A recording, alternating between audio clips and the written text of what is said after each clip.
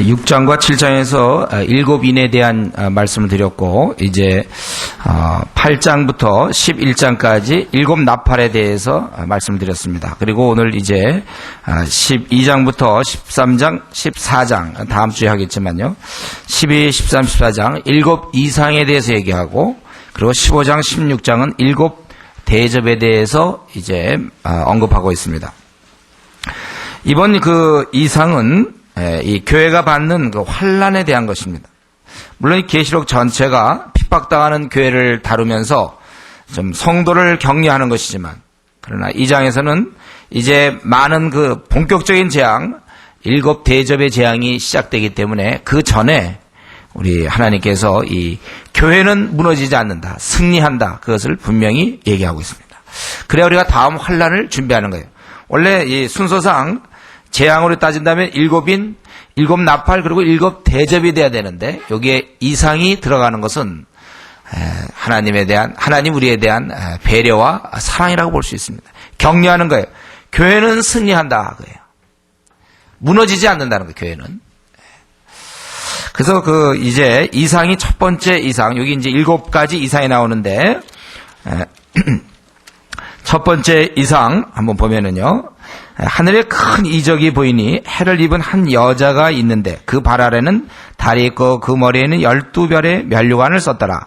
이 여자가 아이를 베어 해산하게 되매 아파서 애써 부르짖더라. 하늘에 또 다른 이적이 보이니 보라, 한 큰 붉은 용이 있어 머리가 7이요 뿔이 10이라. 그 여러 머리에 7 면류관이 있는데 그 꼬리가 하늘별 3분의 1을 끌어다가 땅에 던지더라. 용이 해산하려는 여자 앞에서 그가 해산하면 그 아이를 삼키고자 하더니 여자가 아들을 낳으니 이는 장차 철장으로 만국을 다스릴 남자라. 그 아이를 하나님 앞과 그 보좌 앞으로 올려가더라. 그 여자가 광야로 도망하며 거기서 1260일 동안 저를 양육하기 위하여, 저를 양육한다는 것은 이제 자기를 얘기하는 거예요. 자기를 보호하기 위하여 하나님의 예비하신 곳이 있더라, 이렇게 되어 있습니다. 여기 이제 첫 번째 이상에서는 새 어떤 모습이 나타나는데, 첫 번째는 여인이고, 두 번째는 용이고, 세 번째는 이제 아들입니다. 이렇게 첫 번째 이상에서. 그 여인은 어떻게 되어 있냐면, 큰 이적이 보이는데 해를 입은 한 여자가 있다. 우리가 이 태양을 우리가 쳐다보기가 어렵죠. 쳐다보면 우리의 눈이 상하게 됩니다. 태양을 우리가 쳐다볼 수 없어요. 근데 그 태양을 입은 여자다, 여기서는 굉장히 그 영광스러움, 빛남, 이것을 강조하는 것입니다. 사실 어떻게 볼 수 있을까요, 이걸? 태양을 입은 여자, 그걸 사실 볼 수도 없을까요? 워낙 그 강렬하기 때문에. 이 굉장한 영광을 얘기하고, 또 그 발 아래는 달이 있고, 이 달이 그 발 아래에 있다. 이것도 그 영광과 또 통치와 그런 장엄함, 이것을 얘기하고 있습니다. 그리고 그 머리에는 12별의 면류관을 썼더라. 우리는 12의 숫자가 나오면 또 우리가 좀 생각하는 게 뭐죠? 가장 먼저 떠오르는 것은 이스라엘이죠. 이스라엘이 12지파로 항상 구성되어 있고, 신약에 들어와서는 12제자에 의해서 형성되니까. 근데 이제 12별의 면류관, 이것은 우리가 뭐라고 딱 한마디로 얘기할 수 없어요. 굉장히 영광스러운, 그러나 또 12별의 면류관을 썼다. 구약시대 때 그 12지파를 연상시키는. 그러니까 이 여인은 우리가 일반적으로 생각할 때 구약 때 이스라엘을 가리키는 것 같고, 후에는 이제 신약 시대 때는 이제 교회가 되겠죠. 구약 교회와 신약 교회, 그러니까 교회를 의미하는 것 같습니다. 왜 구약의 이스라엘 교회를 얘기하냐면 그 12면류관도 있고, 그다음에 5절에 나오는 그 아들이 나오는데, 이 아들을 탄생시킨 그 배경이 된다. 누굽니까, 이 아들은? 장차 철장으로 만국을 다스릴 남자라. 그 아이를 하나님 앞과 그 보좌 앞으로 올려가더라. 우리가 이 요한계시를 보면요, 해석하기 어려운 게 많아요. 그렇죠? 이걸 이렇게 봐야 될지 저렇게 봐야 될지 애매한 게 많은데, 근데 여기서 이런 해석은 분명하지 않습니까? 그 아들을 낳는데 그가 만국을 다스릴 남자며, 그리고 용이 그를 해치지 못한다. 그리고 용에 대한 설명은 9절에 나오죠. 큰 용이 내어 쫓기니 옛뱀 곧 마귀라고도 하고 사단이라고도 하는 온 천하를 꿰는 자라, 이렇게 돼 있어요. 그래서 우리가 그 용이 이 아이를 삼키고자 한다 할 때 벌써 이 사단과 대적하는 반대편에 있는 것인지 알겠죠. 이 아들이 누군지 우리 쉽게 알 수 있죠. 지금 대답하기가 예배 시간이나 그래서 그렇죠, 여러분들. 알겠죠? 바로 그리스도를 의미하는 거예요. 그렇기 때문에 이 여인은 교회, 구약의 이스라엘, 신약의 이제 신약 시대 때 교회, 이것을 전체적으로 가르치는 것 같습니다. 우리가 이제 분명한 것은 우리가 얘기할 수 있어요. 분명하지 않은 걸 자꾸 얘기하면 안 돼. 이 요한계시를 보면서요. 요한계시는 상징이란 말이죠. 상징은 그 의미를 잡으면 되지. 그 상징 자체를 해석을 자꾸 하려면 안 돼. 그 의미가 무엇인가 그걸 아는 게 중요합니다. 그래서 예를 들면 용의 머리가 7이다. 여기 나오죠. 머리가 7이고 뿔이 10이다. 그러면 열은 무엇을 의미하는가? 뿔이 10, 뿔이랑 힘 있다. 10. 유로 공동체구나. 20. 10개 모였다. 이런 식으로 해석한단 말이에요. 그게 아니에요, 그건. 굉장하다. 이렇게 해석하면 좋아요. 굉장하다. 그 숫자를 10. 그러면 지금까지 그러면 이시 공동체 생기기 전까지는 그럼 그때까지는 안 나타났나요? 그럼? 이거 현대에 맞게끔 자꾸 해석하는데 그런 건 좀 우리가 조심해야 돼요. 그래서 여기 보니까 이제 이 여인은 아기를 낳을 때가 되었고 3절에 보니까 하늘에 또 다른 이적이 보니 보라 한 큰 붉은 용. 왜 그러면 이것도 중요하죠. 큰 붉은 용. 레드. 이 붉은색. 무엇을 의미할까? 예. 정확히 이런 거 얘기하기 어려워. 물론 이제 붉은 말 할 때는 전쟁을 의미하죠. 그렇죠? 붉은 말이 피를 의미하고 그러지만 붉은 용. 근데 이게 예를 들면 뭐 파란 용. 이러면 좀 이상하지 않습니까? 파란 용이란. 하얀 용. 붉은 용 해야지 이게 좀 뭔가 주를 대적하는 세력 같지 않습니까? 붉은 용. 그 붉은 용이 머리가 7이야. 보통 우리 7은 항상 그 완전을 의미하죠. 큰 능력. 그러니까 여기서 악에 있어서 완전한 거예요. 악에 있어서 큰 능력입니다. 그러면 이 7이 완전하니까 완전하다는 건 좋은 뜻이니까 이 용은 7이 아니어야 될 것처럼 생각하지만 그게 아니라 죄악으로 인하여 완전하고 충만한. 예. 벌써 이게 그리고 그러니까 머리가 7이라는 걸 볼 때 쉽게 죽지 않겠다는 걸 알 수 있죠. 머리가 한 둘쯤 돼야 하나 치고 또 치고 그러면 죽지만 7이면 쉽게 죽지 않는다. 강한 그런 존재. 뿔이 10이다. 뿔이라는 건 항상 힘이라고 그랬어요. 뿔이 0이다. 아주 강한 그런 자입니다. 그리고 그것뿐만 아니라 그 여러 머리에는 7 면류관이 있는데 머리에 면류관을 썼다는 것은 권세를 의미해요. 힘있고 권세 있고 강한. 그렇기 때문에 그 모습이 4절에 있지만 그 꼬리가 하늘의 별 3분의 1을 끌어다가 땅에 던지더라. 그래서 이것을 어떤 경우는 이제 자기 부하들을 천사들을 뭐 이렇게 끌어들였다 이렇게도 해석하는 경우가 있지만 제가 보기에 그것은 앞부분에 나오는 권세와 능력을 상징하면서 이 질서를 대항하는 하늘의 별을 우리가 하나라도 떨어뜨릴 수 있습니까? 저와 여러분은 누가 별 하나 떨어뜨릴 수 있습니까? 근데 하늘의 별 3분의 1을 끌어다가 던졌다. 어마어마한 이 영적 존재의 능력을 의미하고 있어요. 막강한 것이죠. 아주 힘이 강한 그런 자가 이제 이 아이를 삼키려고 한다는 거예요. 근데 이 아이는 누굽니까? 5절에 장차 철장으로 만국을 다스리는 그러한 남자라. 그 아이를 하나님 앞과 그 보호자 앞으로 올려가더라. 그래서 부활하며 승천하는. 그러니까 이 결국 아이를 낳았는데 그 아이는 결국 하늘로 올라가는. 즉 부활과 승천. 우리가 그렇게 좀 해석할 수 있어요. 그러니까 싸움이 안 되는 거예요. 이긴 거예요, 이미. 이걸 자세하게 이 아이와 아들과 이 용과의 싸움을 자세하게 얘기하지 않고 사실 이 용과 사실 상대가 안 되는 거죠, 이 그리스도는. 이제 그냥 승리했다. 그걸 잠깐 설명하는 거예요. 그리고 그 여인은 광야로 도망하며 그러나 예비한 곳이 있기 때문에 그가 거기에 이제 있었다. 그래서 거기서 1260일 동안 3년 반이죠. 우리가 지난번에 했습니다. 이것은 예수님 초림 이후 예수님께서 이 땅에 오신 이후부터 이제 재림할 때까지 그 기간이라고 그랬어요. 이때는 우리가 전투 중이라고 그랬습니다. 이동안 42달 동안 11장에 나오는 그리고 3년 6개월 3년 반 동안 자기를 양육하기 위해서 자기를 보호하기 위해서 예비한 것이 있다라는 거예요. 그쪽으로 이제 도망했다는 것입니다. 그래서 이 첫 번째 이상은 뭐냐면 용이 공격하지만 사단이 주님을 공격했지만 결국은 사단은 주님과의 싸움에서 패배한다는 거예요. 그래서 어땠습니까? 실제로 예수님께서 이 땅에 오셨고 막을 수 없었어요. 그리고 예수님께서는 이 땅에 오셨을 때 헤롯의 권세를 동원해서 예수님을 죽이려 했지만 예수님은 죽지 않았습니다. 그렇죠? 왕이 죽이려 했지만 예수님은 죽지 않아요. 그리고 이제 사단에게 시험을 받아요. 자신의 그러한 능력, 자기 모든 것을 이제 잃을 뻔했던 것이 바로 사단의 시험인데 광야에서 그런 시험 받습니다. 그럴 때 우리 성경에 보면 어떻게 되어 있습니까? 성령이 예수님을 이끌어서 시험 받도록 하시죠. 성령님께서 그를 이기려고 시험을 받게 하셔서 사단의 그런 권세를 깨려고. 그리고 마지막 가서는 십자가에 달려야 되는데 그때는 이제 마지막 공격 비슷한 게 뭡니까? 제자 중에 한 사람 그렇게 하지 마십시오. 그럴 때 사단아 물러가라 이렇게 되는 거예요.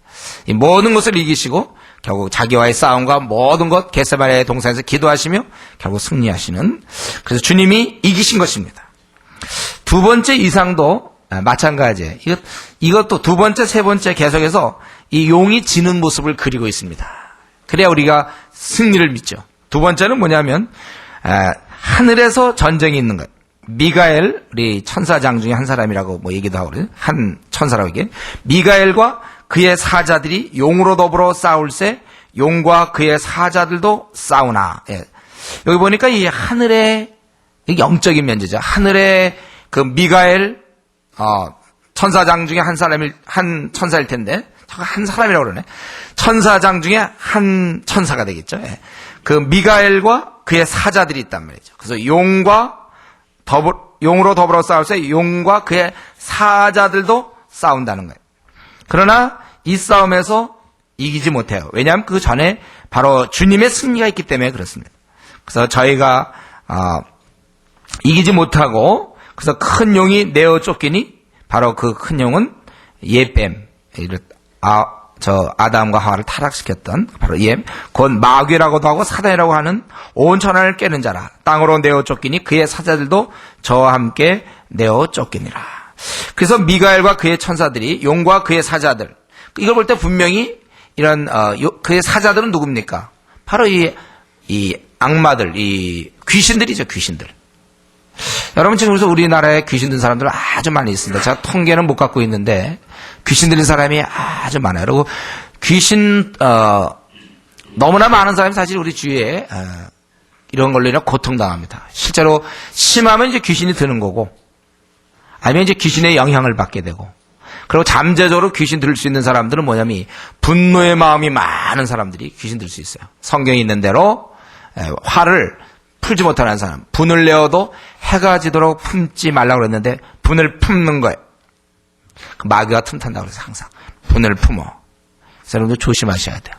이 분, 항상 제가 이렇게 알아본 바에 의하면 귀신 들리는 사람 중에 많은 경우가 이 분 때문에 들어요. 분. 그때 사탄이 공격해. 사람이 이 분하면 모든 걸 다 포기할 수 있어요. 분하면 마음껏 살 수 있습니다, 여러분들. 그래서 우리 특별히 부모들에게 뭘 권합니까? 자녀 양육할 때 제일 중요한 게 뭐라고 그랬어요? 노엽게 하지 말라. 제가 그때 3가지 말씀드렸죠? 기억하십니까? 에베소 할 때 노엽게 하지 말라. 그리고 저를 적당히 징계할 것이요. 그리고 하나님 말씀을 가르쳐라. 이제 3가지 아닙니까? 근데 이 노엽게함, 분, 마찬가지예요. 성도와 또 우리 목사와의 사이도 그럴 수 있어요.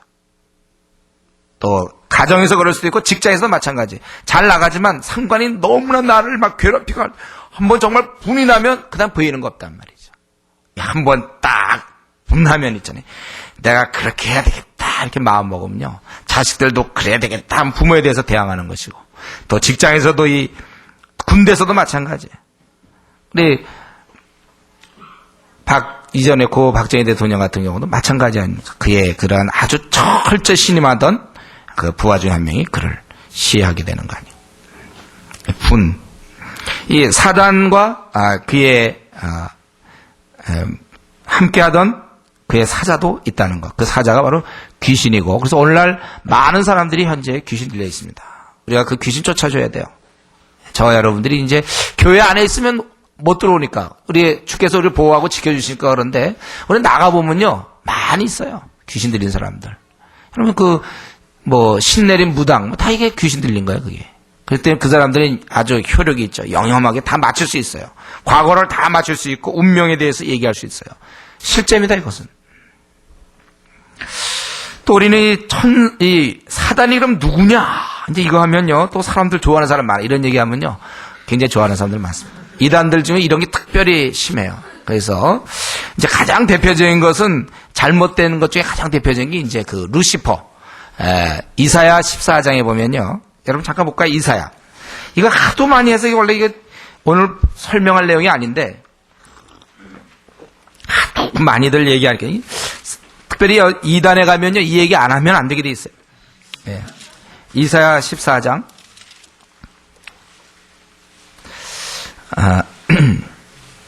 12절입니다. 12절. 너 아침의 아들 계명성이, 구약 982쪽이에요. 너 아침의 아들 계명성이여 어찌 그리 하늘에서 떨어졌으며 너 열국을 엎은 자여 어찌 그리 땅에 찍혔는가.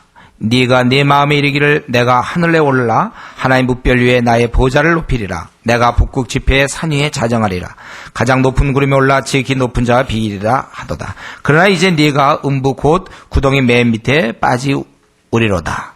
너를 보는 자가 주목하여 너를 자세히 살펴보며 말하기를 이 사람이 땅을 진노시키며 열국을 경동시키며 세계를 황무케 하며 성을 파괴하며 사로잡힌 자를 그 집으로 놓아 보내지 않던 자가 아니냐 하려다. 열방의 왕들은 모두 각각 자기 집에서 영광 중에 작업만은 오직 너는 자기 무덤에서 내어 쫓겼으니 가증한 나뭇가지 같고 칼에 찔려 돌구덩이에 빠진 죽음에 둘러싸였으니 밟힌 시체와 같도다. 네가 자기 땅을 많게 하였고 자기 백성을 죽였으므로 그들과 일반으로 안장함을 얻지 못하나니 악을 행하는 자의 후손은 영영이 이름이 나지 못하리라 할지니라.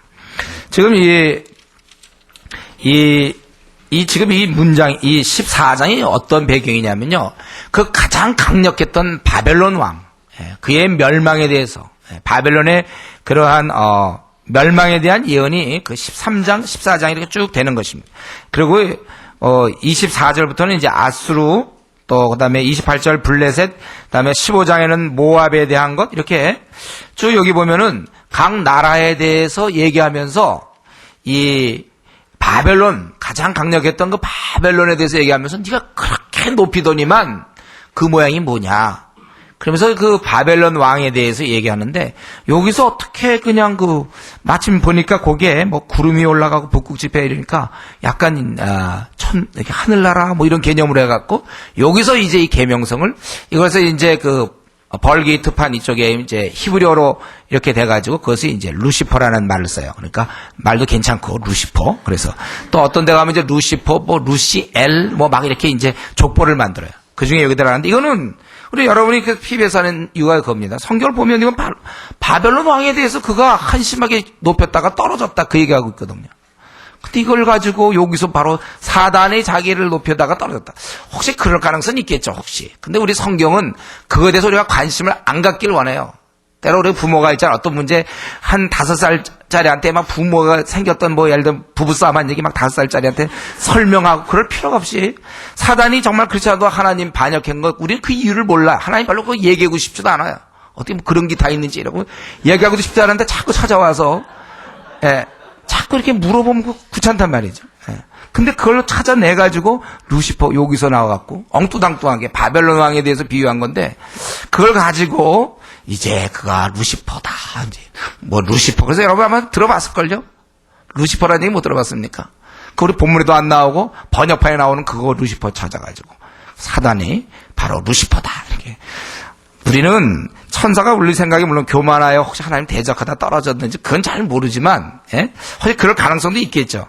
그러나 그렇게 아예 확정져서 사단은 그렇게 된 것이다. 그래? 그렇게 얘기할 수는 없다는 거예요. 오늘 본문에서 이 얘기할 얘기는 아니에요. 원래 이건 하도 루시퍼 얘기를 하도 많이 해서 그러는데 우리 그런 거 좀 모르세요 여러분들.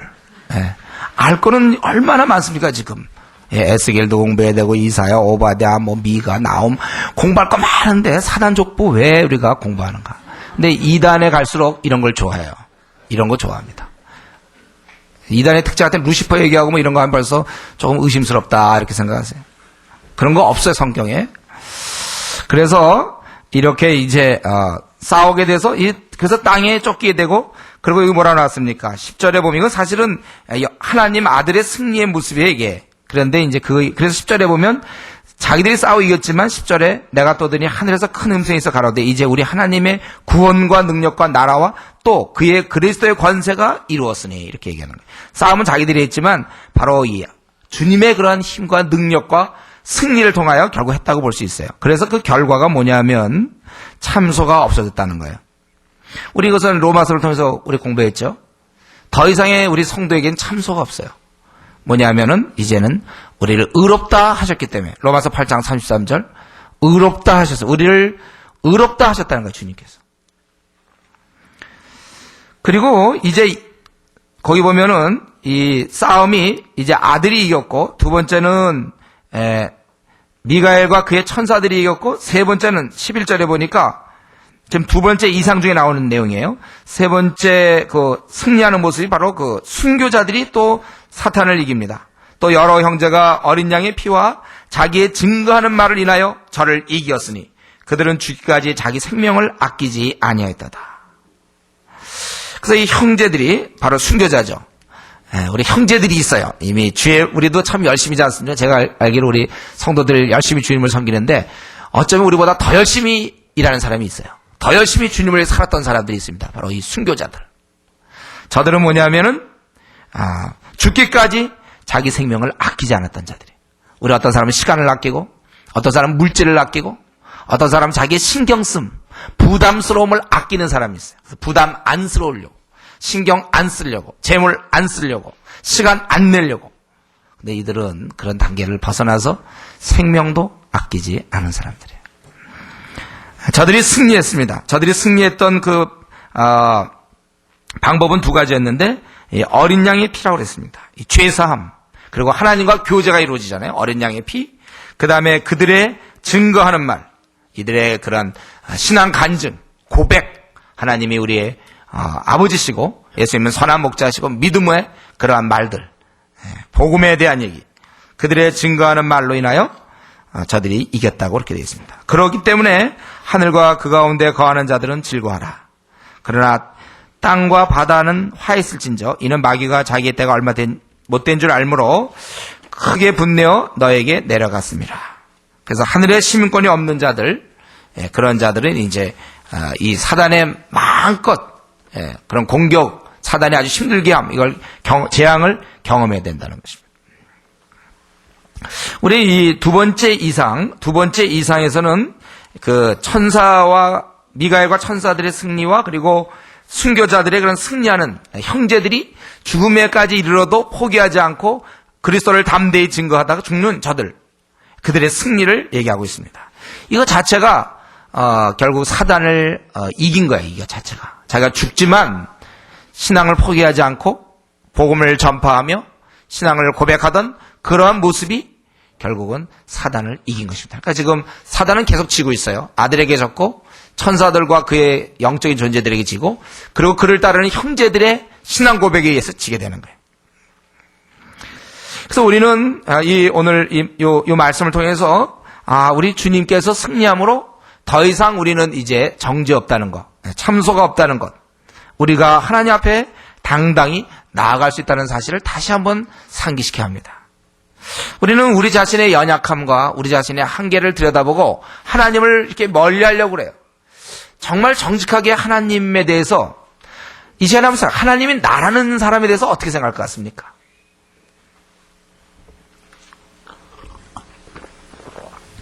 하나님이 나라는 사람에 대해서 어떻게 생각할 것 같아요? 한번 이거 자꾸 주위 사람, 옆 사람 쳐다보지 말고요. 옆 사람은 어떻게 생각할지 모르고 나에 대해서 하나님이 어떻게 생각할 것 같습니까? 나 같은 사람을 조금 이렇게 하나님 관심이 없을 것 같다. 아니면 조금 나를 좀 싫어할 것 같아. 나도 내 성질을 싫어하거든.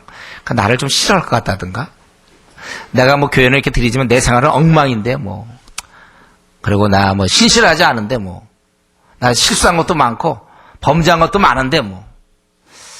나 하나님께 충성하지도 못했는데 자꾸 내 마음에 그런 생각이 듭니까? 이게 사단이 주는 생각이에요. 그래 우리가 그렇게 살 수 있어요. 실수하고 신실하지 못하고 주님에서 아무런 충성도 바치지 않고 세상 쾌락에 쫓고 편한 데 쫓고 마땅히 내가 이 시대의 주의 일꾼이 돼야 되는데 완전히 쫄개처럼 아니면 그냥 미지근한 상태에 이렇게 지내는 사람? 그렇기 때문에 하나님 나에 대해서 좀 이렇게 거리를 두고 좀 뭔가 관계가 서먹서먹할 것처럼 생각할 수 있지만 이게 사단이 주는 생각이에요. 그런 거 없어요. 하나님이 여러분들을 아주 끔찍하게 사랑하십니다. 이거는 제가 하는 얘기가 아니죠. 성경 전체 사전에 우리 애기가 말이죠. 애기가 똥 싸면 어떻습니까? 부모가 어떻습니까? 엄마가. 애기가 똥 싸고 오줌 싸고 그러면. 어떻게 될 것 같아요? 애가 막 꼬마가 기어다니다 뭐 하나 부시고 그러면. 어떻게 생각할까요? 경험 없더라도 한번 생각해 보세요. 애가 오줌 싼다고 말이죠. 막 미워하고 말이지, 애가. 오줌 싸. 그러는 거 없다니까. 어쩜 우리 행동이 모르니까. 신앙이 아무것도 모르고, 애기 같으니까. 철부지 같으니까. 연약하니까. 아직 신앙이 견고하기 전에 세상으로부터 공격받아서 쓰러져 있으니까. 넘어져 있기 때문에 불성실한 것이지. 일어나면은 한 시대를 움직일 만한 큰 인물이 될 텐데, 넘어져 있어요. 물론 그 이제 벌써 5년 넘어져 있고 10년 넘어져 있고 오래 넘어져 있기 때문에 자기의 위상이 항상 넘어져 있는, 그리고 하나님이 별로 뭐 자기를 쓸까? 이게 참소의 일종이에요. 그렇지 않다니까요. 우리 빨리 일어나십시오, 여러분들. 여러분이 얼마나 귀한 존재인지를 그걸 한 번만 알 수 있다면 놀라울걸요. 내가 이렇게 귀한 존재인데.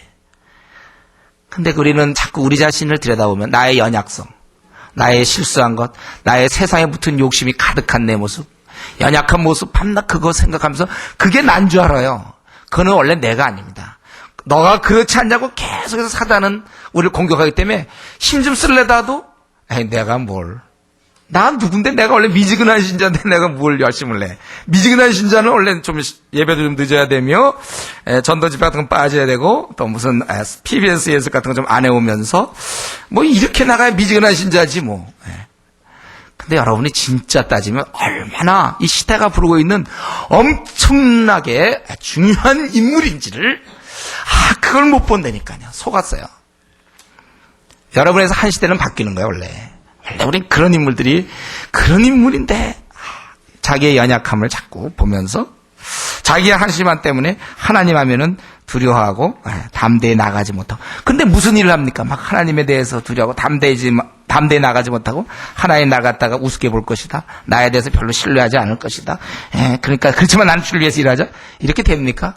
멀멀해지고 뭐 내가 뭐 이렇게 좋은 말 할 때 빨리 일어나십시오, 여러분들. 여러분이 일어나셔야 돼요. 여러분이 누군데 넘어져 있습니까? 예수의 그 피공로로 여러분을 사신 자들. 예수님이 눈이 없었을까? 예수님 제자 뽑을 때 뭐 밤새도록 기도해서 그만큼 제자 뽑는 게 중요하다 그랬지만 예수님 우리 뽑을 때 뭐 그냥 뭐 후뚜루마뚜루 아무렇게나 지나가는 사람들 이렇게 뽑았을 것 같습니까? 만세전에 계획이 있으셔서 우리를 불러주셨단 말이죠. 여러분이 얼마나 귀한 존재인데 자꾸 사탄이 참소해서 넌 미지근한 신앙인이다 자꾸 얘기한다. 넌 뭐 이번 한 주간 뭘 했는데 네가 갑자기 주일날 열심히냐. 그게 아니라 원래 우리는 갑자기 열심을 내야 돼요. 빨리 일어나야 된다고 그랬어요. 제가 만약에 우리 한번 한 주간을 이렇게 돌이켜보면서 또 우리가 지난 한 달간 우리의 모습을 들여다보면 아무도 주님이 일할 사람 없습니다. 우리 다 저 어디 구석에 다 숨어서 저 어둡게 좀 하고 다들 숨어서 그동안에 우리 했던 얘기들 하면 아마 끝도 없을걸요. 원래 그게 우리 인간의 모습이에요. 늘 넘어지고 아주 치사하고 이중적이고 위선적이며 졸렬하고 거짓스럽고 음란하며 남을 아주 미워하고 너그러운 척하지만 하나도 너그럽지 않고 아주 요만하네. 속도 요만하고 말이죠. 아주 돈에 대해서도 그렇고 우리 원래 다 비슷비슷하단 말이죠. 그게 우리인 것을 인정하겠다니까요. 그냥 그렇게 살지 않으려고 노력할 뿐이에요. 그게 저와 여러분입니다. 빨리 일어나십시오. 우리가 이제 이 참소가 끝났어요. 더 이상 안 돼요. 하나님 우리를 의롭다 하셨습니다. 의인이라고 얘기했어요. 우리의 그런 한심함 때문에 넘어져 있지만 어떤 사람은 당연히 자기가 한심한 일을 했으면 그거는 이제 일정 기간 자기가 쉬어야 된다고 생각해요. 그 슬럼프다. 이제 그거 하나 걸어놓고 아무리 핸드폰 와도 안 받아요. 요즘 또 번호가 찍혀 있어갖고 교회에서 온 거면 안 받아. 왜냐하면 자기는 충분히 그럴 권리가 있다고 생각해. 왜냐하면 자기는 요즘 신앙생활 못하거든요. 콰이트함도 요즘 잘 못하고 요즘 생활이 엉망이었거든요. 그러니까 이 핸드폰이 와도 안 받을 수 있는 충분한 자격이 이제 갖췄다고 생각하는 거예요. 그래서 안 받아. 왜냐하면 내 감정은 지금 받을 기분이 아니야. 그런 거 빨리 단절시키라고요. 그래, 그런 게 나야 바로. 넘어지는 게 나라니까요. 그럼 일어나야 될 거 아닙니까? 왜 핸드폰 왜 샀습니까? 안 받으려고 샀습니까? 핸드폰 산 이유가 그거예요? 전화 오면 안 받으려고. 벨소리만 듣기 위하여? 예. 우리가 그럴 권리가 없어요. 빨리 일어나셔야 된다니까요. 여기 보면 그 승리의 비결이 바로 우리를 의지하지 않고 그 어린 양의 피라고 그러지 않았습니까? 어린 양의 피. 우리가 하나님의 자녀가 되었고 하나님께 받아들여졌다는 것. 그것이 큰 힘이에요. 아무리 사단이 나의 연약함을 공격하더라도 그래, 나 연약해. 늘 그 자주 넘어지지. 나 그 넘어져 원래. 나 원래 좀 약해. 그러나 나는 다시 일어날 수 있는 사람이야. 그래서 일어나는 거야. 항상.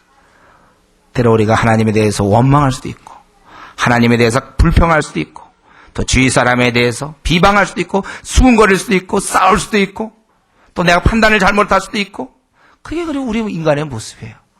그러나 다시 일어나면 될 거 아닙니까? 어린 양의 피가 우리를 하나님과 우리 사이의 관계를 열어버렸어요. 어린 양의 피. 그리고 우리가 승리의 생활하는 사람들을 보면은 이 순교자들의 모습이 왜 죽습니까? 이 복음을 위하여, 복음 전파를 위하여 자녀됨을 드러내는 것이죠. 내가 바로 어린 양의 피로 말미암아 구원받았다는 것이 드러내는 것이 바로 이 그의 그 증거의 말. 그래서 원래 구원받은 자는요, 제대로 구원받은 자는 전도까지 가야 그게 제대로 이제 완성이 되는 거예요. 구원은 받았는데 증거의 말을 할 수 없는 사람, 그건 뭔가 문제가 있죠. 세 번째 이상은 13절부터 17절까지 아들에 대해서 실패했고, 천사와 미가엘과 천사에 대해서 실패했고, 순교자들, 그러니까 형제들의 순교하기까지 이 증거하고 있는 그들에 대해서 실패했던 그 용은 이제 네 번째로는 셋째 이상이죠. 13절부터 17절. 바로 용이 자기가 땅으로 내어 쫓긴 것을 보고 남자를 낳은 여자를 핍박하는지라. 이제는 남자를 낳은 여자, 구약의 이스라엘이었을 거고 오늘날을 따진다면 이제 교회가 될 수 있을 것 같아요.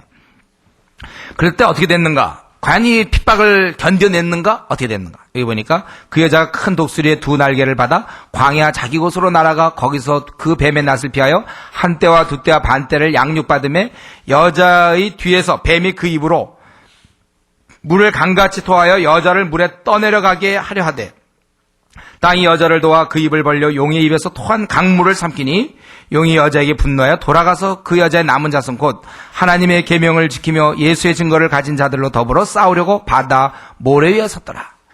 여기 보니까 이 여자를 이제 핍박하려고 그랬습니다. 그러나 이 여자는 한 때, 두 때, 반 때에 즉 3년 반 동안에 또 보호를 받는 거예요.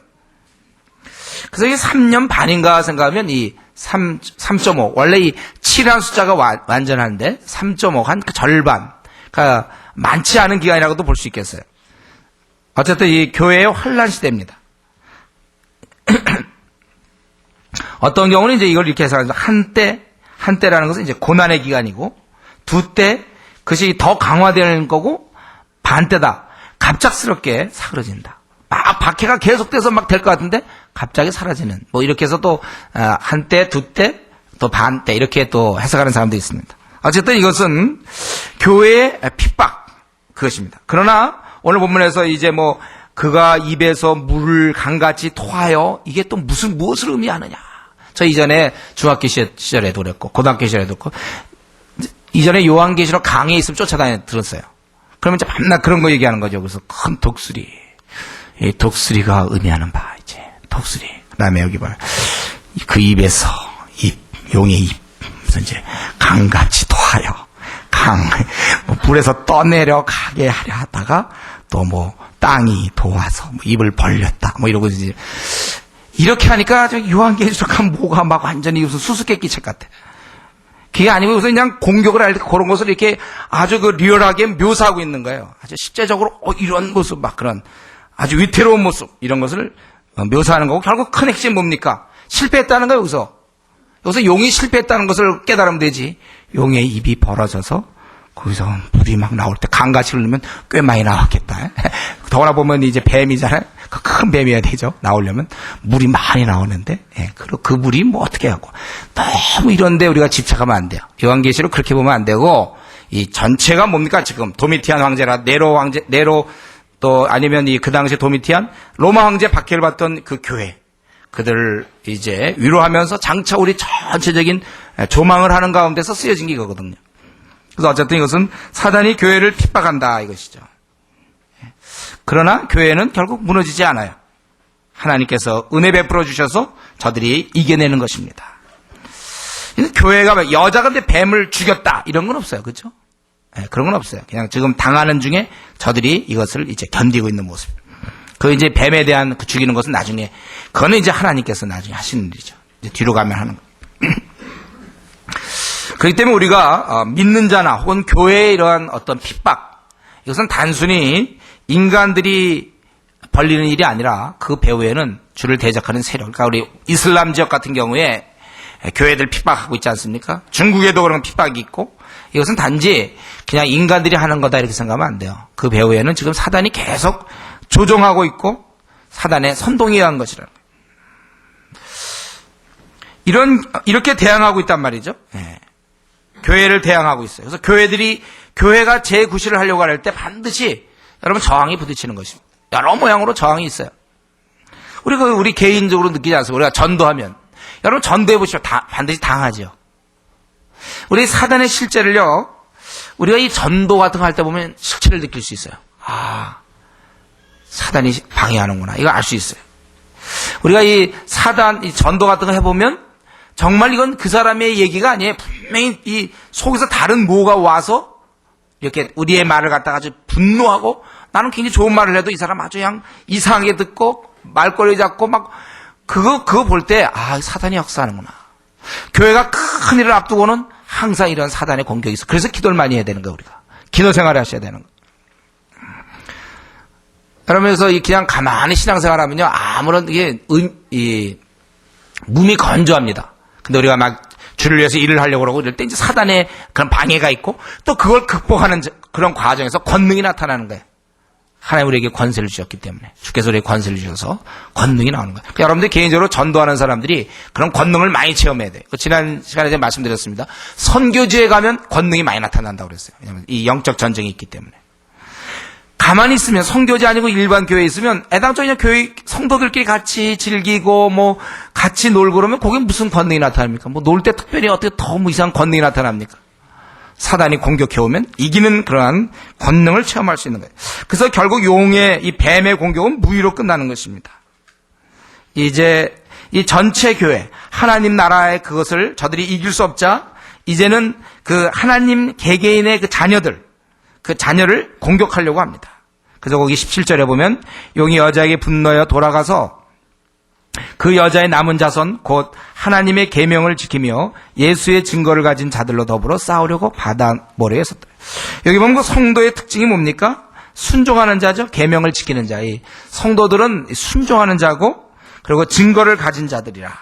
이제 이들하고 싸우려고 그렇게 한다.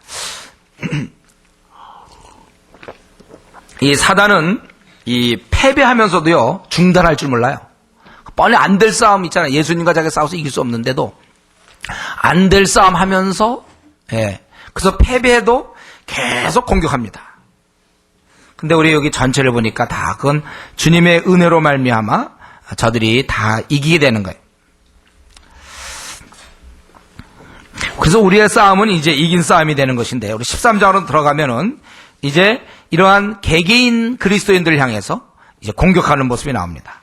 그래서 13장에서는 이제 크게 두 이상이 나오죠. 이제 네 번째 이상 1절부터 10절까지가 네 번째고 11절부터 18절까지 다섯 번째 이상이 나옵니다. 그리고 14장에서 여섯 번째, 일곱 번째 이상이 나오고 그리고 본격적으로 이제 15장, 16장에 드디어 일곱 대접, 그걸로 끝이라고 그랬죠.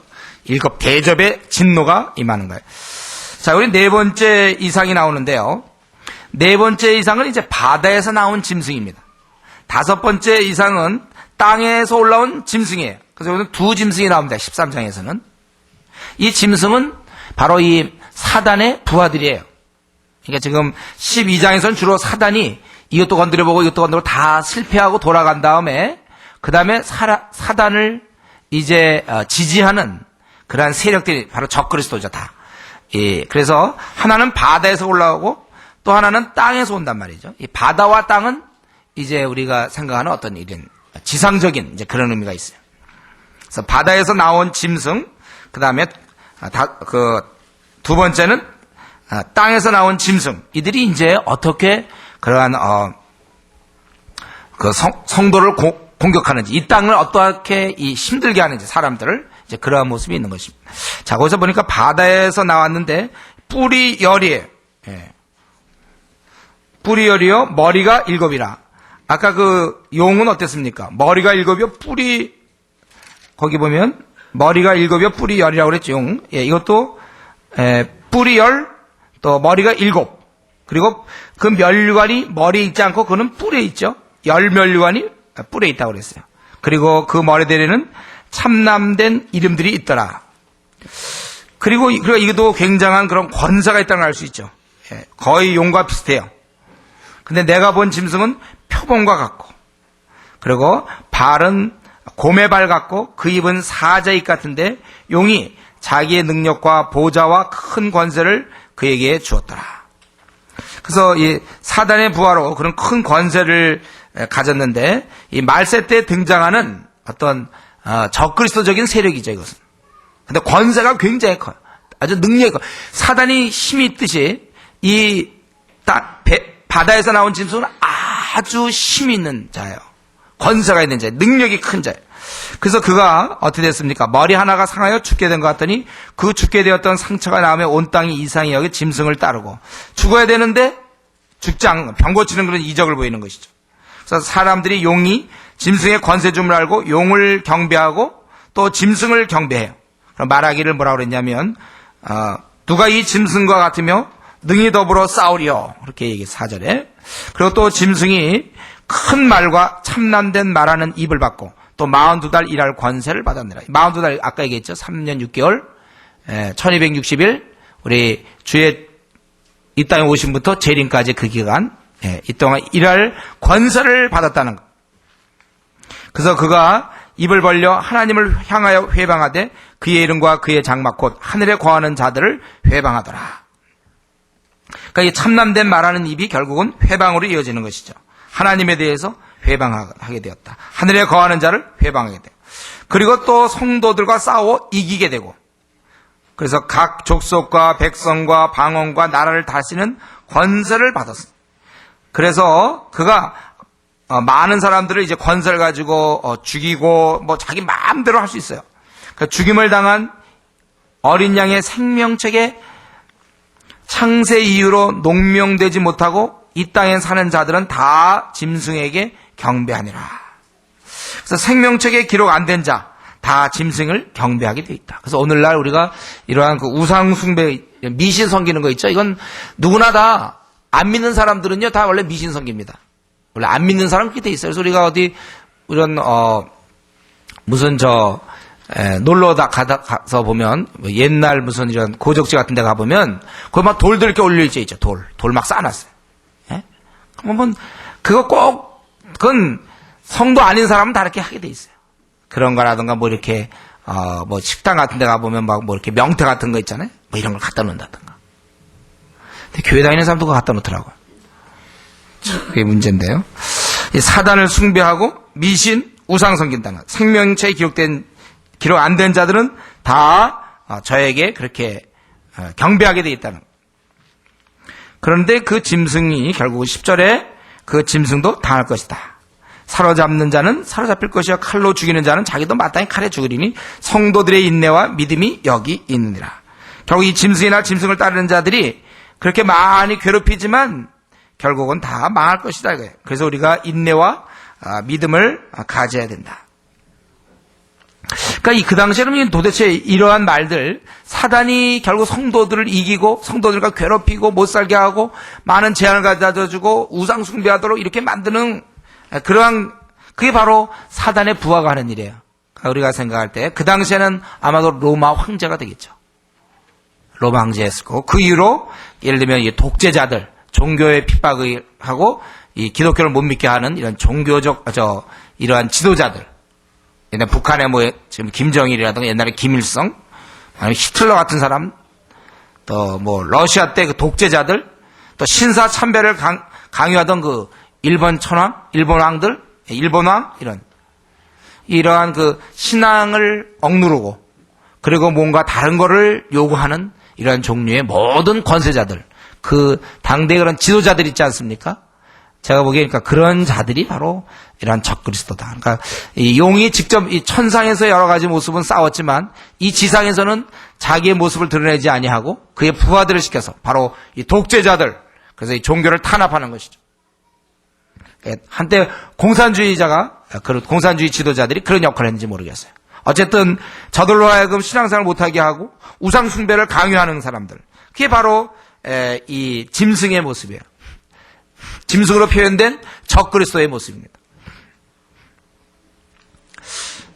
그러니까 이러한 얘기를 들었을 때 네로 황제나 아니면 도미티안 황제라든가 로마 황제의 그런 박해를 받으며 주하던 성도들은 그 실체를 알게 되는 거예요. 저 황제가 결국은 바로 짐승이구나. 이 용의 권세를 가져서 그런 권세를 가지고 자기들을 핍박하는 거구나. 그렇게 되는 거예요. 지금은 비록 이기지만 그런 나중에는 저들이 다 멸망할 때가 있다 그거예요. 그리고 이제 두 번째는 땅에서 나온 짐승이죠. 11절부터 18절.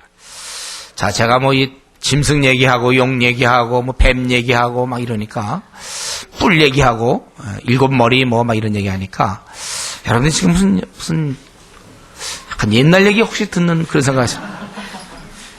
오늘 주일날 그렇지 않아도 좀 졸리운데 무슨 어떻게 뱀과 용과 뿔과 혹시 그렇게 들으십니까 여러분? 요한계시록 우리 지난번 할 때랑 많이 다르죠?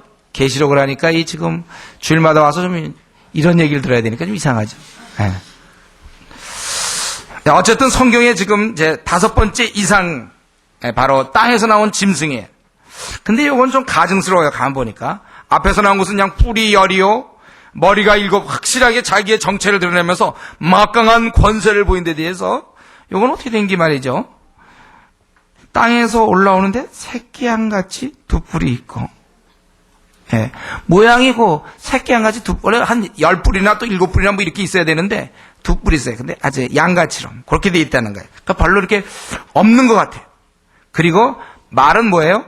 용처럼 말하더라. 모양은 양인데 속은 이리. 우리 주님이 그런 얘기했죠. 그렇게. 그래서 이것은 우리가 보기에는 이러한 사람을 거기 보면 미혹한다는 얘기 많이 나오거든요. 거기 그 14절에도 짐승이 받으면 이적을 행하여 땅에 거하는 자들을 미혹하고 그리고 짐승 우상을 섬겨라 이런 얘기하는 거 볼 때 이게 바로 사람을 미혹해하는 오늘날 따지면 이제 거짓 교사들, 문선명이라든가 정명석이라든가 이런 사람들이 이제 이런 쪽에 속할겠죠. 이런 사람 또 계속해서 나오는 거예요. 근데 여기 보면 새끼양같이 두 뿔이 있고 그다음에 용처럼 말한다. 그런데 그는 권세를 행할 수 있어요. 저가 먼저 나온 짐승의 모든 권세, 아까 나왔던 그 짐승, 뿔이 열이요 머리가 7인 그 짐승의 모든 권세를 그 앞에서 행하고 땅과 땅에 거하는 자들로 처음 짐승에게 경배하게 하니, 그래서 이 처음 짐승을 섬기도록 또 조장하는 바로 그런 자는 거예요. 곧 죽게 되었던 상처가 나은 자니라 큰 이적을 행하되 심지어 사람들 앞에서 불이 하늘로부터 땅에 내려오게 하고, 사람들이 이런 기적을 보면 잘 넘어가거든요. 그러니까 큰 이적을 행하는 거예요.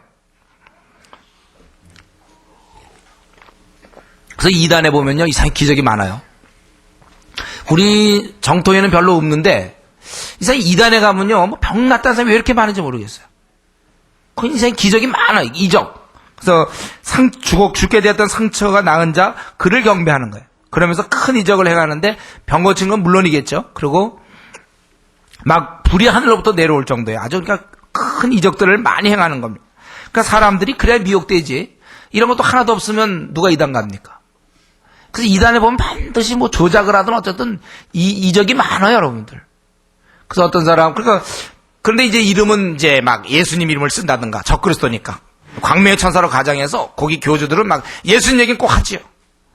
근데 그런 걸 따르다 보면 어느새 예수님과 멀리 가게 되는 거예요. 그리고 이제 그가 예수가 되고, 그가 높아지고. 그래서 병을 많이 고쳐요. 그래서 병을 한번 고쳐보세요. 우리 누가 있을까? 자기 어떤 아주 오래된 병이 있습니까? 그건 제가 한번 설교 쫙 해서 낫다고 그러보세요. 그럼 저를 어떻게 보겠습니까? 우와, 하나님의 종이다. 근데 분명히 말씀드리지만 그가 안 낫게 해도 제가 뭡니까? 하나님 종이죠. 뭐요. 우리가 다 하나님의 일꾼이고.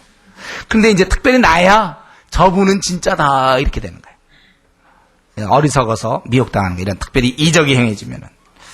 그러니까 금방 막 폭발적으로 부흥하는 거예요. 이단들은. 막 낫는데 어떡할 거예요? 우리도 지금 잘 고치는 의사 있다면 막 뭐 3년 전에 막 가서 예약하고 있지 않습니까? 그런 거예요. 병만 나으면 오늘날은 별거 없어요. 병만 나으면요. 지금 저도 만약에 이런 거짓 교사처럼 이런 만약 큰 이적을 행할 수 있는 능력만 있으면요. 올해 안에 우리 10,000명, 10만 명 돼 우리. 왜냐면 다 병자들 우리 굉장히 많거든요. 다 오거든요. 시각장애인들 다 오거든. 다 뜨게 해주니까. 이건 걷잡을 수 없죠. 이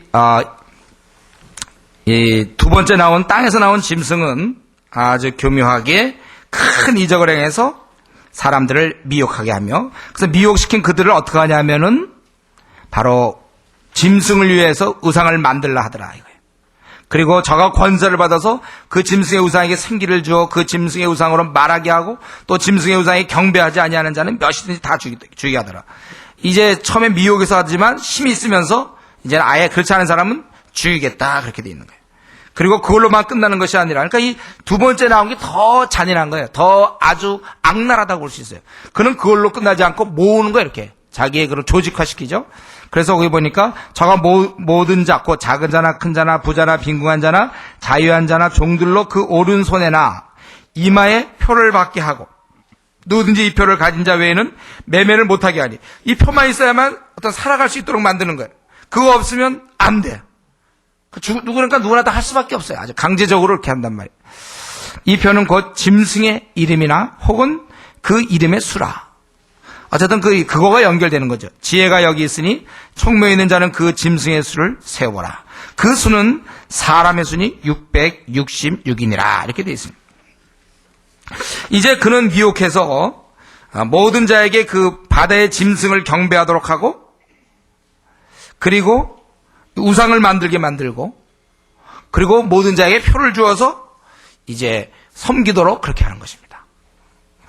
그러니까 이 첫 번째 짐승보다는 이 두 번째 짐승이 더욱더 아주 힘든 상대죠, 우리가. 그리고 말을 안 들을 때는 아예 주의까지 하고, 조직적으로 자기 말을 따르게 하고, 표를 받게 하고, 아닐 때는 매매를 못하게 하니까, 그러면 먹고 사는데 치명적인 우리 공경을 겪게 되는 것이죠. 그래서 모든 사람들이 표를 받도록 그렇게 강요합니다. 근데 우리는 여기서 보면 그 666, 이 얘기가 좀 많이 나오거든요. 666. 예. 여러분, 이 666에 대해서 자꾸 이걸 또 막 풀려고 하지 말고, 상징이다. 이걸 기억하세요. 상징이다. 예. 요 짐승의 이름이거나, 이미 나와있잖아요. 짐승의 이름이거나, 그 이름의 수다.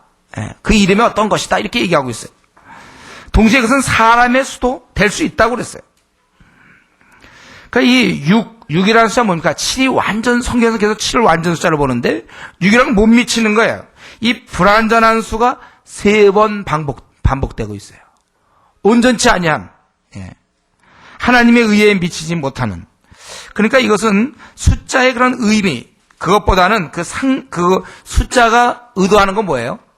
그거는 이 짐승의 수, 어떤 짐승의 체계, 저들이 갖고 있는 어떤 그런 체계, 사람의 수, 그러한 하나님을 대항하는 그러한 체계로 우리가 볼 수 있다는 것입니다. 그러니까 여기 보면 사람의 수라는 걸 보니까 어떠한 하나님을 제외시키고 어떤 인간끼리 어떤 올라 따진다면 제가 생각할 때는 그런 거 아닌가 싶어요. 인본주의적인 모든 가치 체계.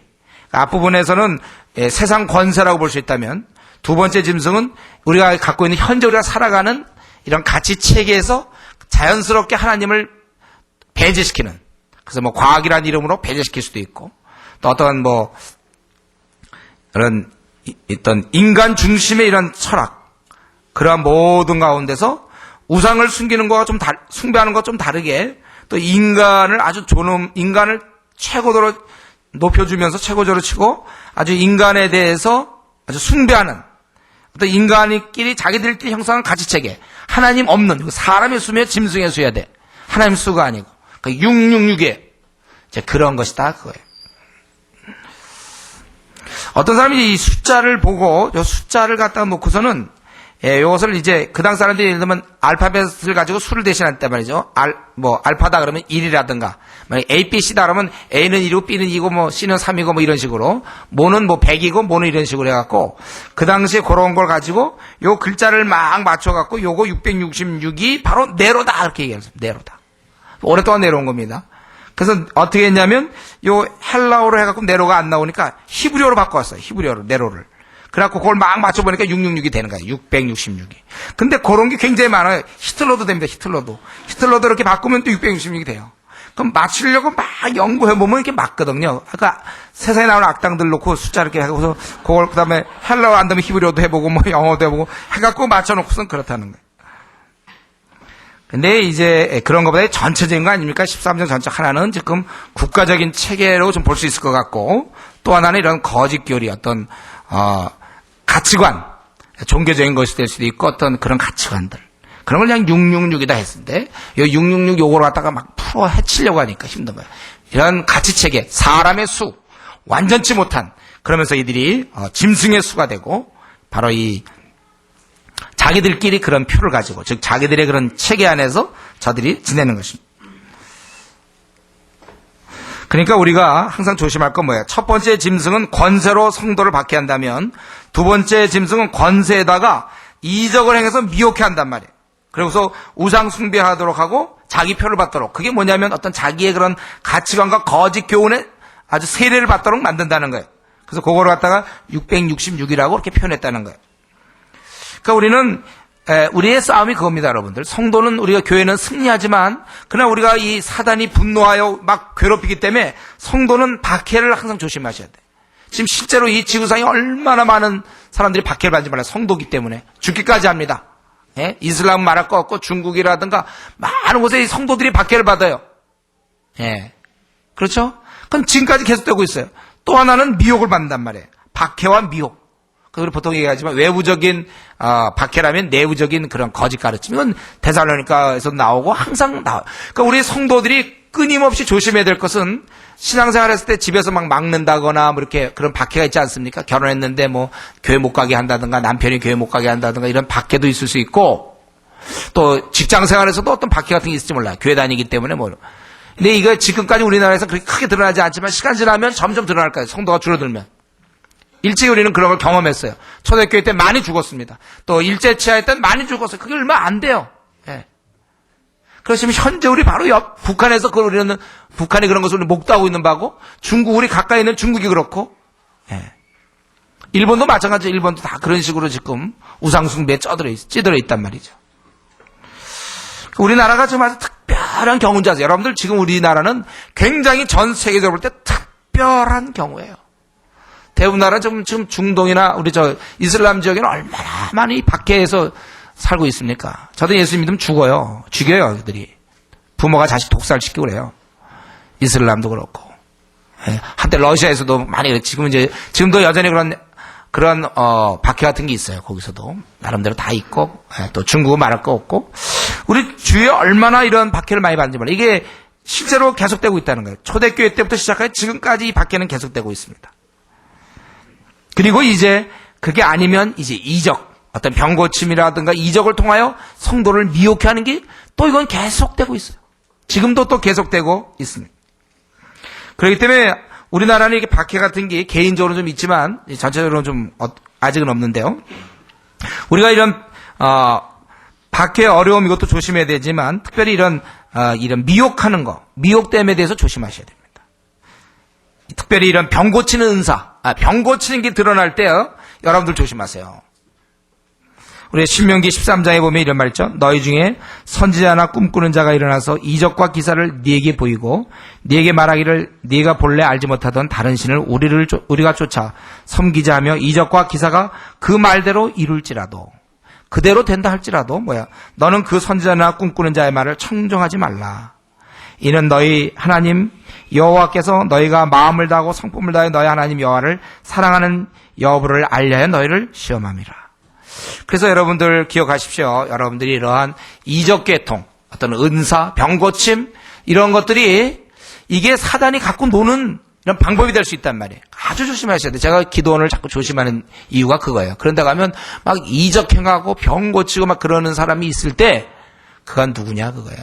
맞는다고 해서 기도하고 병이 낫다고 해서 그 사람이 과연 신실한 주의 종입니까? 예수님 이름을 했기 때문에 얼마든지 악마가 주를 대적하는 세력이 이 짐승이 사용할 수 있다니까요.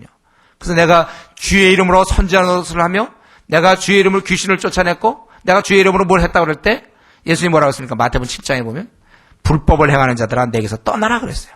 그들이 다 주의 이름으로 병자 고치죠. 예, 주의 이름으로 뭘 다 한단 말이에요. 그러나 그것은 가짜라는 거예요. 그래서 그 사람이 말한 대로 됐다고 해서 딱 맞춰요. 꿈 같은 거 꿈이 막 맞고 말이죠.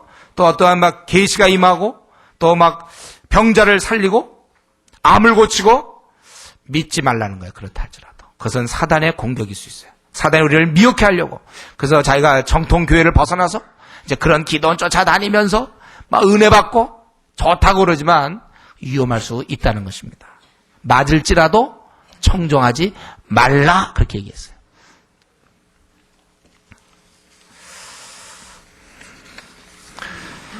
네, 우리 오늘 12장, 13장에 보니까 결국 전체를 좀 보면은 뭡니까? 이 주를 대적하는 세력은 그리스도를 대항해서 실패하고 하늘의 천사와 그 다른 자를 했어도 미가엘과 천사에서도 실패하고 또 순교자들에게도 해도 실패하고 교회에도 공격해도 실패하고 다 실패했습니다.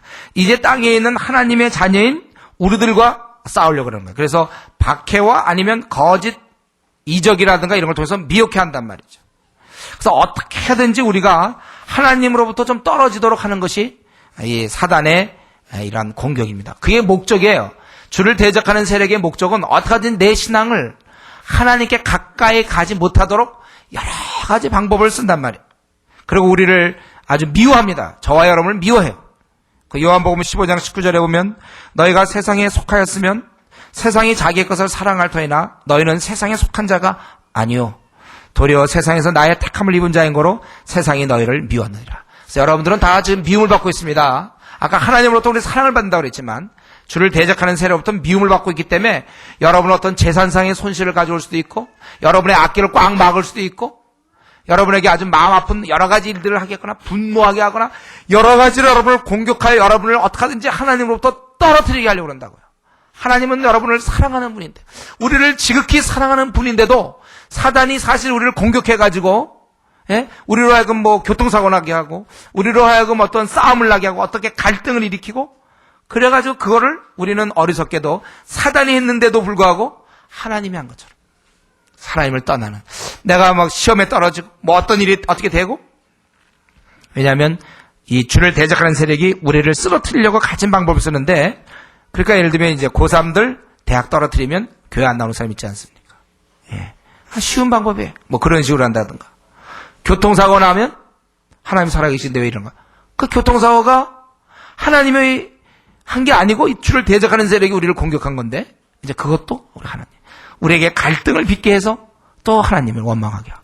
하여튼 여러 가지로 해서 어떡하지 내 신앙생활 좀 잘하고 있으면 갈등을 집어넣든지 무슨 싸움을 넣든지 아니 무슨 사고가 나든지 병이 생기든지 사업이 망하든지 하여튼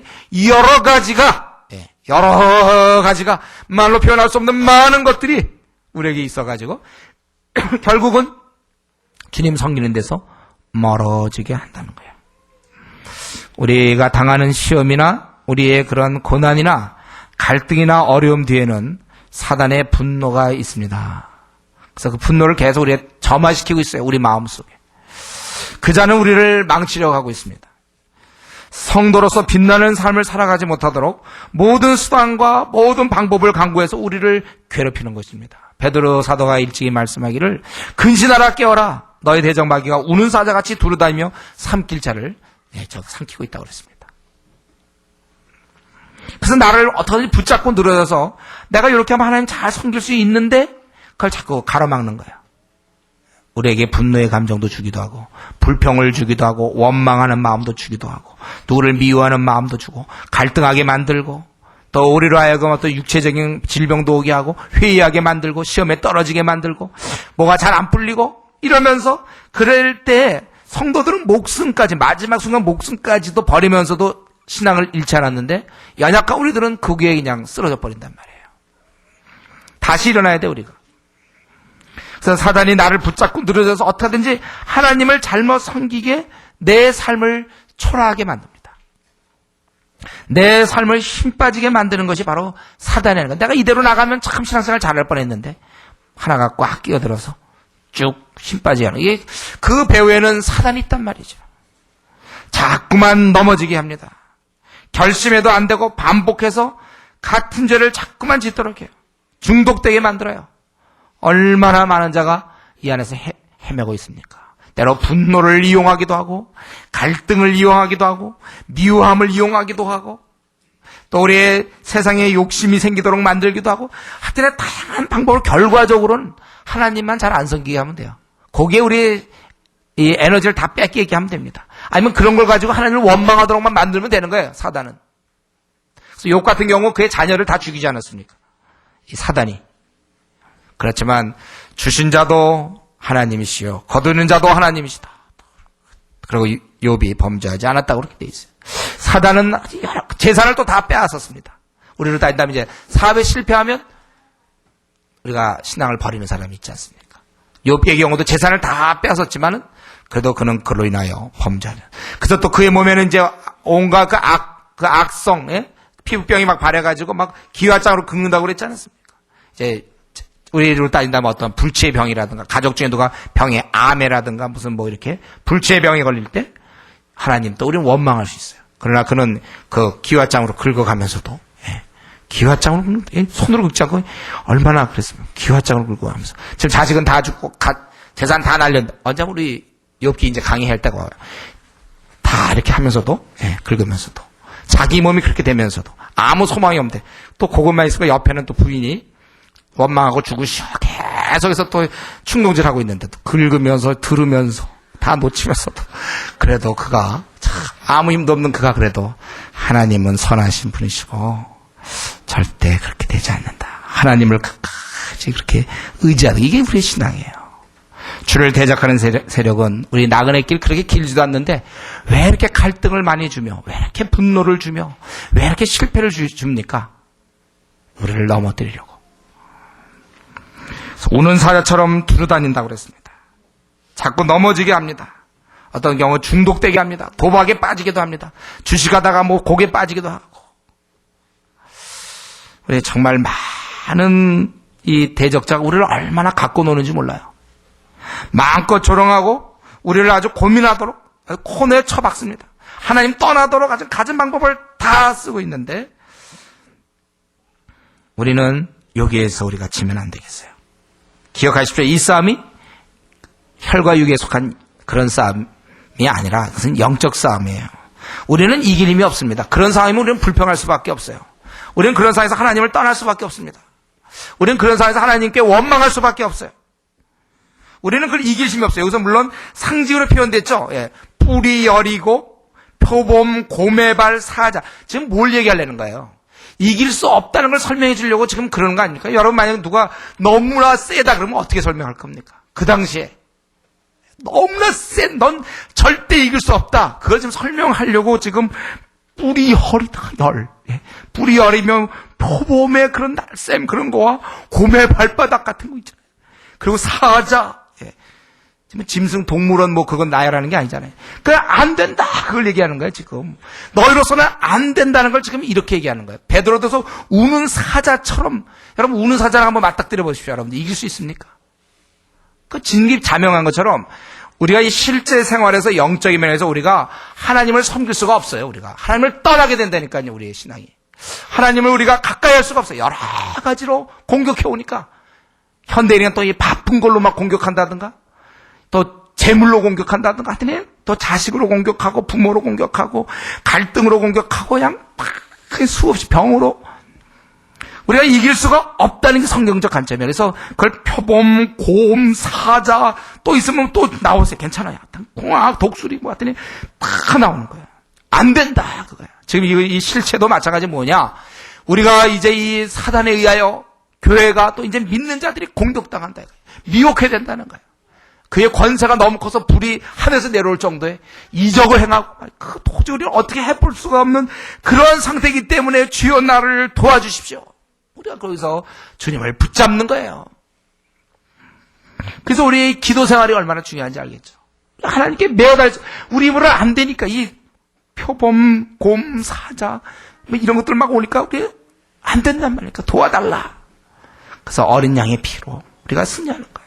그래서 우리 바울 사도가 뭐라 그랬습니까? 우리에게 다시 한번 우리가 이러한 가운데서 우리가 어떻게 승리할 수 있는지 바울 사도의 우리 그런 가르침을 기억해야 되는 전신갑주를 입고 기도하라고 그랬어요. 무시로 기도하지 않으면 이길 수 없다고 했습니다.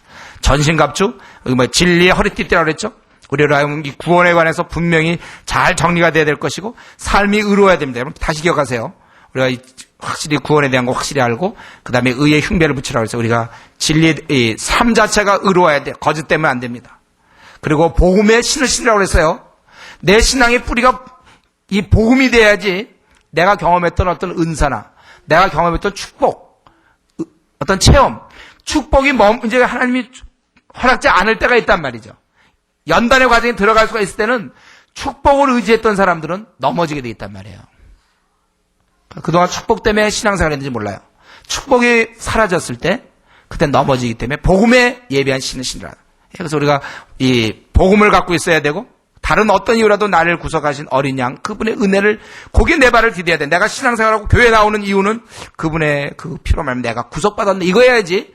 받은 축복이 그런 어떤 뭐가 잘 풀렸기 때문에 안 풀리면 어떡하냐는 거죠. 그래서 복음에 예비한 신을 신어야 되고 그리고 우리가 믿음의 방패를 가져야 된다. 믿음을 가지고 회의하지 아니하며 그리고 우리가 구원의 투구, 이 소망, 승리를 얘기하거든요. 최후의 승리. 그리고 무엇보다도 성령의 검, 곧 말씀을 가지라 그랬습니다. 어떠한 상황이든지 말씀에서 분간할 수 있어야 돼요. 왜 이런 일이 생겼는가? 말씀을 가지고 나의 이런 문제가 왜 이렇게 돼? 우리 집안에 병이 왜 이렇게 있었고 뭐 사업이 왜 안 되고 말씀을 가지고 다 이길 수 있어야 돼요.